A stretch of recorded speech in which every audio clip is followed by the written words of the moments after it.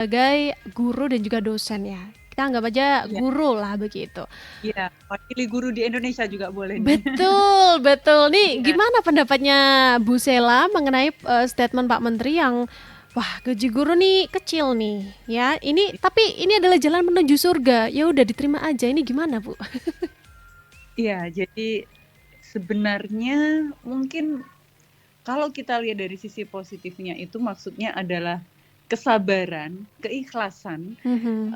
yang dilakukan oleh para guru ini itu adalah jalan menuju surga. Mulai mungkin Mhm. bisa dari keikhlasan, Mhm. pengabdiannya, Mhm. kemudian religiusnya dan mungkin apa namanya keikhlasannya juga seperti itu ya. Karena dianggapnya guru itu sosok yang semata-mata tidak mengejar materi, namun dedikasi dan kontribusinya itu Mhm. bisa membentuk dan merubah generasi muda seperti itu ya dianggapnya. Namun di sisi lain kalau boleh mengkritisi ya Mhm. pendapat dari Muhajir Effendi ini ya, kalau menurut saya secara tidak langsung itu adalah bentuk pengabaian pemerintah atas kewajibannya di mana pemerintah itu punya tanggung jawab konstitusional ya yang harus memberikan penghidupannya, yang harus menghargai guru seperti itu. Kalau nggak Mhm. salah itu ya pasti ada ya di Undang-Undang 1945 yang sudah dibentuk ya. Mhm. Selain itu juga eh, apa dari sisi ekonomi ya kan, secara realistis pasti guru ini kan juga manusia biasa, Mhm. benar Putri ya, Mhm. di mana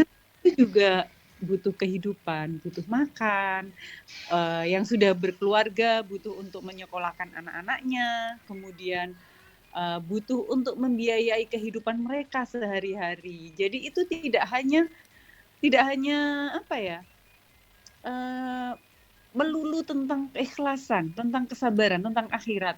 Apakah kesabaran, keikhlasan itu bisa membayar kebutuhan sehari-hari mereka? Seperti itu ya, Mbak ya.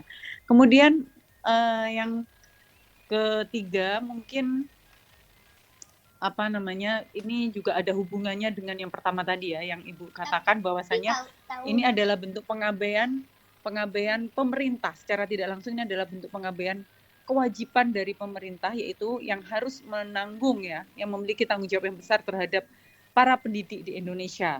Nah, itu hubungannya salah satunya itu dengan melemahkan tuntutan sosial di mana perjuangan para guru selama ini yang haknya haknya atas kesejahteraan mereka itu seolah diabaikan, diminta untuk pasrah, diminta untuk ikhlas seperti Mhm. itu. Dan hal-hal tersebut itu pasti berdampak dong Mbak, pasti berdampak pada kualitas pendidikan kita seperti itu. Seperti Mbak Putri yang sudah lihat ya, Mhm. eh, profesi guru yang pada akhirnya profesi guru ini tidak menarik lagi bagi generasi muda, mungkin bagi Gen Z, bener nggak? Betul banget, Ya, kayaknya banyak, yang seangkatan aku nih kayaknya kalau jadi guru, "Capek ya," gitu lagi. ya, Apalagi kalau ketemu anak-anaknya tuh susah dibilangin juga ya. nah, betul. Dan anak-anaknya adalah yang mereka ajar mungkin kebanyakan Gen Alpha, Gen Wah, Alpha, betul. bener nggak? Kaliannya Gen Z, gurunya Gen Z, Mhm. tapi berkenan Gen Alpha. Secara generasi sudah berbeda ya. Nah, Mmm. juga karena dan itulah akhirnya dampaknya adalah kualitas pendidikan yang kurang baik. Nah, selain Mmm. pendidikan yang kurang baik, dampaknya juga bagi generasi muda yang seharusnya mereka meneruskan perjuangan para guru ya, akhirnya itu tidak menarik lagi buat mereka karena ternyata apa namanya mereka juga kita juga logis lagi ya, kita kembali Mhm. lagi ke realistis secara ekonomi tadi ya. Mhm. Nah, realistis secara ekonomi tadi pada akhirnya wah kayaknya jangan jadi guru deh gitu, jangan jadi pendidik deh, kayaknya lebih enak misalnya Mhm. aku jadi influencer aja atau aku Mhm. jadi apa namanya berkontribusi di bidang lain seperti Mhm. itu. Nah, dalam jangka panjang ini, kalau dalam jangka panjangnya apa sih efek atau dampaknya? Itu pasti bisa menurunkan kualitas pendidikan karena kurangnya SDM sumber daya manusia yang unggul seperti itu. Jadi karena karena menurunnya tingkat ketertarikan Hmm. generasi muda terhadap profesi guru, pada akhirnya ini juga menurunkan kualitas pendidikan karena sumber daya manusia yang unggul yang seharusnya tuh mereka-mereka yang unggul ini bisa jadi guru akhirnya nggak mau gitu kan. Mhm. Kualitasnya bisa jadi turun. Selain itu juga para guru yang sudah terlanjur jadi guru nih, itu juga banyak kan yang akhirnya mereka alih profesi. Oh kayaknya aku dagang ini bisa lebih banyak nih Mhm. penghasilanku dibanding jadi guru seperti itu. Ya karena itu tadi mereka hanya di apa? hanya diberikan janji tentang keikhlasan, tentang Mhm. kesabaran, tentang ketabahan seperti itu sih. Kalau menurut pandangan saya. Oke, oke. Iya sih. Kalau kayak gitu kayaknya kalau aku yang jadi guru, responku Iya, bakalan gini deh. Waduh, jadi guru susah kayak gini. Ah, mending ini aja deh, gajinya kecil kayaknya se yang penting aku datang, anak-anaknya datang, aku kasih satu tugas, udah deh selesai. Akhirnya kan mungkin ada yang kayak gitu juga tuh, Bu. iya, betul, betul. Kalau Mbak Putri sendiri pernah nggak coba terjun di dunia pendidikan? Waduh, kalau yang dunia pendidikan langsungnya enggak ya. Cuman kalau ngajar gitu tuh pernah. Nggak sabar, Oh, Bu. Nggak, jangan. Wes aku nggak sabar. Genzi ketemu sama Gen Alpha ya kayak kesabaranku setipis tisu. oke. Selain kesabaran setipis tisu juga, ya memang eh, isi dompet juga setipis tisu juga ya Kak ya. Iya, apalagi Genzi. Mm-mm. Benar, ada pengabaian dari pemerintah terhadap Mhm. eh, guru-guru ini, terutama guru-guru honorer ya yang belum Mhm. di PNS seperti itu sih kalau menurut saya. Oke, ini terakhir nih Bu Sela, aku mau tanya, ada harapan nggak sih mungkin buat guru-guru honorer yang ada di Indonesia atau mungkin harapan untuk Kementerian Pendidikan terkait dengan Mm-mm. hal ini gitu supaya ya guru jangan disepelekan lah, ini kan udah termasuk kayak menyepelekan gitu, banyak yang sependapat kayak gitu. Iya, kalau menurut saya pertama,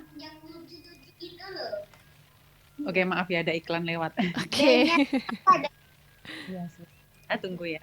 Oke, kalau dari saya sendiri, Mhm. itu pertama pemerintah harus hadir. Menurut saya pemerintah harus hadir dengan kebijakan yang mana kebijakan itu harus undang-undang yang sudah ada itu tolong direalisasi ya tentang kesejahteraan para guru, para pendidik. Kemudian bukan hanya menanamkan nilai kesabaran, nilai keikhlasan terhadap guru, tapi juga berikanlah solusi yang konkret seperti itu ya. Karena sebuah negara itu bisa bisa unggul, bisa dibangun, bisa terbangun dengan baik, bisa menjadi negara yang maju itu dari pendidiknya. Kemudian yang kedua tentang sebentar ya, maaf iklan sebentar.